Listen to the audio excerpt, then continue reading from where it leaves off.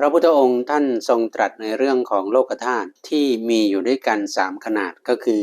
โลกธาตุขนาดเล็กโลกธาตุขนาดกลางแล้วก็โลกธาตุขนาดใหญ่ในโลกธาตุขนาดเล็กเนี่ยจะมีดวงจันทร์เนี่ยพันดวงมีดวงอาทิตย์พันดวงมีภูเขาสิเนรุพันลูกมีมนุษย์ชมพูทวีปพันทวีปมีมนุษย์อมรโคยานะพันทวีปมีมนุษย์ชาวอุตรกุรุพันทวีปมีมนุษย์ชาวปุพพวิเทหะพันทวีปมีมหาสมุทร 4,000 มีมหาราช 4,000 มีเทวดาจาตุมหาราช 1,000 เทวดาดาวดึงส์ 1,000 เทวดายามา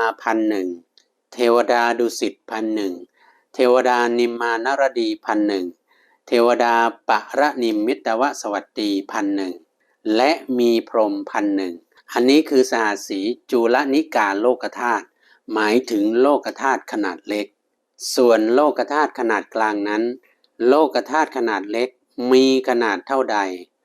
โลกธาตุขนาดนั้นคำนวณทวีขึ้นด้วยส่วนพันคือคูณพันเข้าไปเรียกว่าทวิสหัสสีมัชฌิมิกาโลกธาตุคือโลกธาตุขนาดกลางส่วนโลกธาตุขนาดใหญ่โลกธาตุขนาดกลางมีขนาดเท่าใด